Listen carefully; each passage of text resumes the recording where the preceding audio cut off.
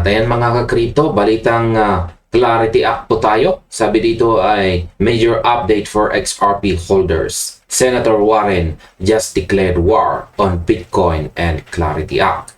Ayan, itong si Senator Warren ay nagdeklara na raw ng laban kay Bitcoin at sa Clarity Act. Yan, mga bagong kaganapan po sa Washington na direktang nakakaapekto sa buong crypto market at sa ating mga hawak na digital assets. Habang inaasahan ng marami na uusad na ang mga batas para sa regulasyon, isa pong malaking pader ang muling umarang. Ayan po si Senator Elizabeth Warren, kung saan ay muli po siyang nagpahayag ng napakatinding pagkontra at tinawag po niyang insulto. Yan, insulting to the American people ang kasalukuyang takbo ng Clarity Act. Hindi lang basta pagkontra ito, para na rin itong pagdideklara ng giyera laban sa mga sumusuporta sa industriya natin. Kaya sa video pong kumakalat ngayon sa X, yan, na binahagi po ni Whale News Daily dito. Ayan, naging direkta at walang preno ang mga binitawang salita ni Warren dito. Sabi niya malinaw raw ang ginagawang sistema ng administrasyon at tinutukan po niya ang mga issue tungkol sa criminal activity at saka shadow banking. Kaya sa video na ito ay pag-uusapan po natin ang mga pangyayaring nito ng walang halo pong technical analysis, kundi nakatutok lang tayo sa mga balita at pananaw ng mga taong sangkot dito. At ayan, bakit ba galit na galit itong si Warren sa Clarity Act?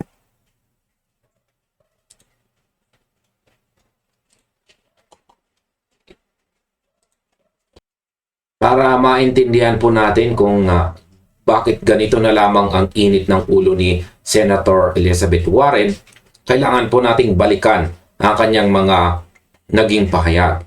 Ayon po sa kanya, ang Clarity Act ay tila nagbibigay daan. Yan, nagbibigay daan pa umano sa mga kriminal para lalo nilang maitago ang kanilang mga transaction.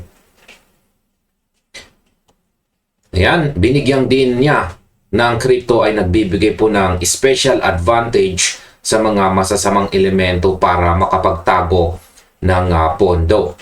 Bukod dyan, idinikit din niya ang issue kay President Trump at sinabing bahagi ito ng isang mas malaking sistema na hindi dapat palampasin. Para kay Warren, ang mga problemang ito tungkol sa terrorism financing at saka shadow banking ay hindi pa rin tuluyang naaayos sa kasalukuyang bersyon ng panukalang batas. Ngayon, sa aking opinion, kung susuriin po natin ang pananaw ng ilang mga political analyst, ang ginagawa ni Warren ay isang strategy para makuha ang atensyon ng publiko at mapigilan ang mabilis na pag-aproba ng batas bago po ang recess. Sa tingin ko, bagamat may punto po siya pagdating sa consumer protection at security, ang paraan ng kanyang pag-atake ay naglalayong magdulot ng takot at pagkaantala. Ayon po sa mga analyst, ang ganitong klaseng retorika ay epektibo para maantala ang boto dahil pinupukaw nito ang emosyon ng mga botante laban sa digital assets. Para sa mga taong sumusuporta sa industriya, ang mga paratang na ito ay tila tugtugin na paulit-ulit na ginagamit para lamang hadlangan ang lehitimong pag-usbong ng technology. Ang mga asset ay nagpapahiwatig na ang ganitong uri ng opposition ay sadyang idinesenyo para ipolarize ang Senado. Kaya naman nahihirapan ang magkabilang panig na magkasundo sa isang gitnang solusyon. Ngayon ay ano nga ba ang nilalaman ng Clarity Act na ipinaglalaban? Para sa mga hindi po pamilyar, ang Clarity Act ay ang panukalang batas na naglalayong hatiin ang jurisdiction sa pagitan po ng SEC at CFTC pagdating sa pangangasiwa ng mga digital assets. layunin din nitong magtakda ng malinaw na regulatory definitions at consumer protection standards para sa buong industriya. Kung maipapasa po ito, wakas na ang ilang taong tinatawag na enforcement by litigation na labis na nagpahirap po sa maraming kumpanya mula pa noong lumitaw si Bitcoin. Matatanda ang pumasa na ito sa House noong July 2025. Ayan, at umusad din sa Senate Banking Committee noong May 2026 na may botong 15 to 9. Ayan, 15 to 9. Sa kasalukuyan, nakasalang na ito sa Senate Legislative Calendar, pero ang problema ay wala pa itong nakatakdang floor vote.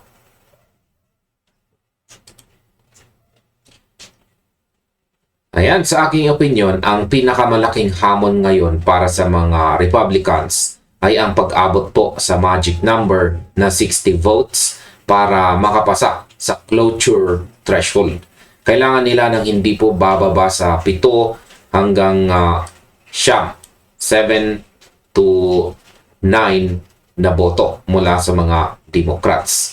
Bagamat may mga ulat na may 7 hanggang 10 Democrats na nagpapakita ng suporta, ang malakas na boses at impluensya ni Warren ay sapat para mag-atubili ang ilan sa kanila. Sa aking pananaw, ang laban na ito ay hindi na lamang tungkol sa mga numero sa papel, kundi tungkol sa partido at politika. Ayon sa mga eksperto sa batas, ang bawat probisyon ay binubusisi ng husto dahil ayaw po ng sino man na magkaroon ng butas na pwedeng gamitin laban sa kanila sa mga susunod na eleksyon. Kaya naman kahit gustong-gusto na itong tapusin ng mga taga-suporta, ang mga harang na tulad nito ay sadyang nagpapabagal sa takbo ng proseso sa Senado. Ngayon paano naman po tumugon itong si Senator Cynthia Lummis sa mga pagkaantala? Ayan, sa kabilang banda, itong si Senator Cynthia Lummis ang nangunguna sa pagtulak sa batas na ito at halata na ang kanyang pagka-frustrate sa sunod-sunod na pagkaantala. Yan ay kung saan kamakailan lamang ay lumabas siya sa Senate floor at tahasang nagpahayag ng kanyang hinagpis. Ayon po kay Lummis, matapos po ang halos 11 buwan ng pakikipagnegosasyon at pagbibigay po sa halos lahat ng hinihingi ng kabilang panig, hindi na niya alam kung ano pa ang kailangan ng kanyang mga kasamang Democrats bago sila umaksyon. Bilang patunay ng kanilang pagsisikap na makipagkasundo, naglabas po itong si Lummis ng isang bagong version ng draft na umaabot po sa 616 na pages noong July 22. Ayan. Kasama rito ang mga bagong ethics provisions, kabilang ang pagbabawal sa Pangulo, Vice Presidente at mga miyembro ng Kongreso na maglabas o mag-sponsor ng mga digital assets. Sinabi pa niya na mahigit 100 pagbabago mula sa mga Democrats ang kanilang isinama matapos po ang mahabang buwan ng pag-uusap. Sa aking opinyon, ang ginawang ito ni Lummis ay isang napakalinaw na hakbang para mawalan ng dahilan ang mga tumutol na sabihing sarado ang kanilang isip sa kompromiso. Sa tingin ko, ang pagdaragdag ng mga mahigpit na ethics provisions ay nagpapakita na seryoso silang linisin ang proseso mula sa anumang conflict of interest. Ayon sa mga eksperto sa balita sa Washington, ang ganito pong uri ng concession ay karaniwang ginagawa kapag desperado ng maipasa ang isang panukala bago po maubos ang oras. Gayunpaman, ayon sa mga analyst, mukhang hindi pa rin ito sapat para patahimikin ang mga kritiko tulad ni Warren na gustong tuluyang ibagsak o patagalin ang buong proseso. Ang pagpupursige po ni Lummis ay kapuri-puri sa panig ng mga nagtutulak ng regulasyon. Ngunit ang realidad ng politika sa Senado ay madalas na masalimuot kaysa sa inaasahan ng marami.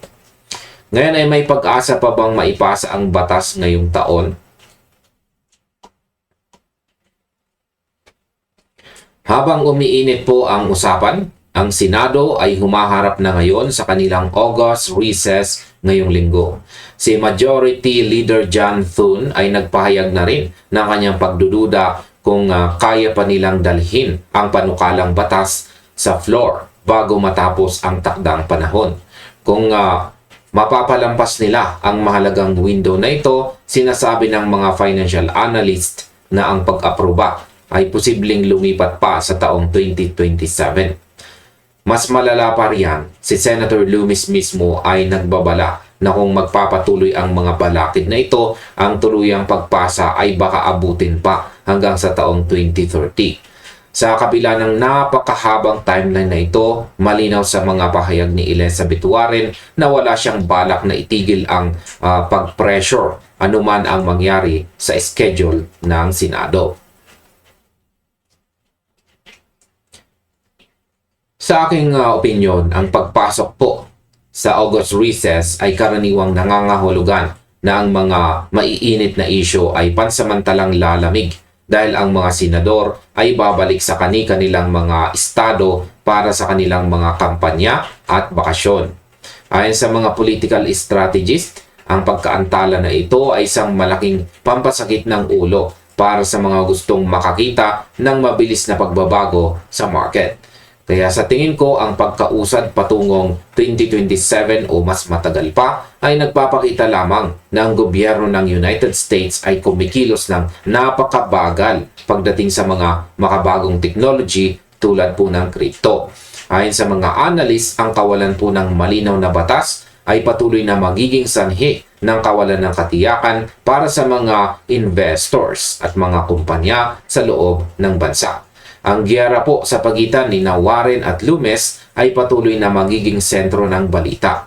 At ang mga taong umaasa sa mabilis na solusyon ay kailangang maging handa sa mas mahabang paghihintay habang nagpapatuloy ang banggaan ng mga opinyon sa Senado. At ayan sa kabuuan, malinaw po na ang laban para sa Clarity Act ay pumasok na sa isang mas masalimuot na yugto. Ang mga pahayag ni Senator Elizabeth Warren laban sa batas at ang pagtatanggol naman ni Senator Cynthia Loomis sa pamamagitan ng mga binagong probisyon ay nagpapakita lamang na malaki po ang hati sa pagitan ng mga mambabatas. Ang pagkaantala na dulot ng paparating na recess ay naglalagay sa buong industriya sa isang sitwasyon ng paghihintay. Bagamat marami po ang nadidismaya sa kabagalan ng mga proseso sa Washington, ang mahalaga ay naiintindihan po natin ang mga balitang ito para makapagnilay-nilay sa mga susunod na hakbang. At ayan mga ka-crypto, hanggang dito na lamang po tayo sa video na ito. Marami pong salamat sa inyong panunood. Maaaring panoorin na rin po ninyo sunod ang recommended video natin dito.